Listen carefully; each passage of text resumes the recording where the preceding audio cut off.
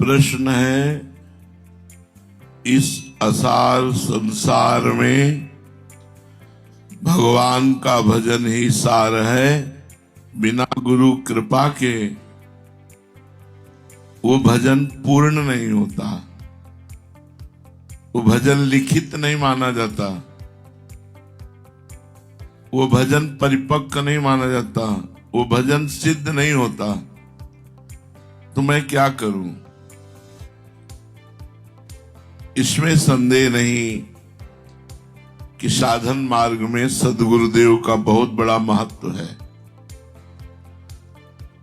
सद्गुरुदेव की कृपा से उत्तर साधक को साधना मिलती है और साधना से सिद्धि तक पहुंचने में पूर्ण सुगमता होती है गुरु कृपा से।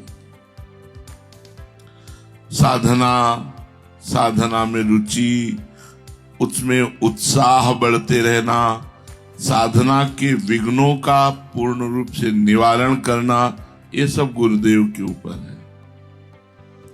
जब गुरुदेव की कृपा होती है तो साधना मिलती है, साधना में रुचि होती है, उत्साह बढ़ता है और वो सिद्धावस्था तक पहुंचने में जो बाधाएं होती हैं वो गुरु कृपा से नष्ट हो जाती है।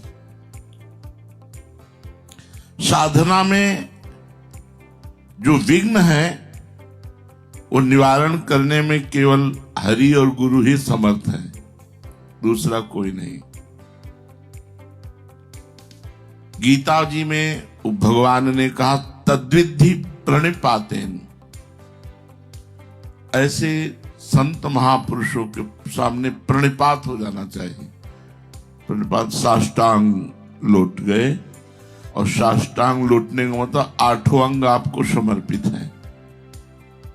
अब आप जो आज्ञा करेंगे, जैसे आज्ञा करेंगे वैसे हम चलेंगे। प्रणिपातेन। फिर प्रश्नया, अगर आपके अंदर कोई प्रश्न है तो आप उनसे कर सकते हैं। गुरु की उपयोगिता तथा महत्ता सर्वोपम भगवत प्राप्ति में है।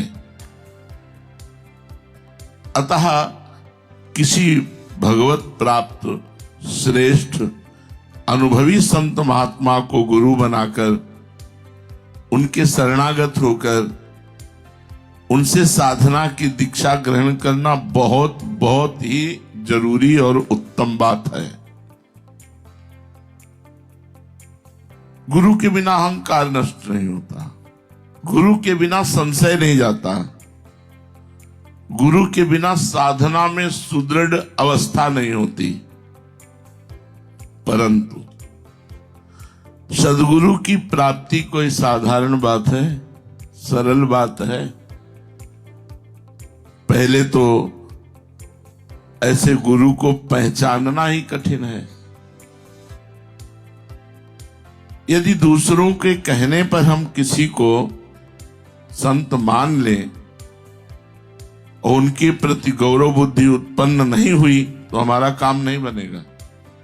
गौरव बुद्धि उत्पन्न, मेरे गुरुदेव मेरे साक्षात भगवान हैं, ये गौरव बुद्धि होना अत्यंत आवश्यक है। हम अपने संशयापन्न मन और बुद्धि के द्वारा कभी कभी महान संत को भी असंत मान लेते हैं और कभी कभी असंत को संत मान लेते हैं। ये परम सत्य है कि इस जगत में सिद्ध महापुरुष अपने को छुपाकर विचरण करते हैं, जिससे उनको जान ना पाओ कि किस कोटि के महापुरुष हैं। योग्य अधिकारी अगर हो तो उसके सामने वो अपने स्वरूप को प्रकाशित करते हैं, उपदेश देते हैं, आज्ञा देते हैं, सेवा देते हैं और सफलतापूर्वक उसे परम पद पर पहुंचा देते हैं। गुरुदेव का आशीर्वाद उसी को प्राप्त होता है जो समर्पित होता है।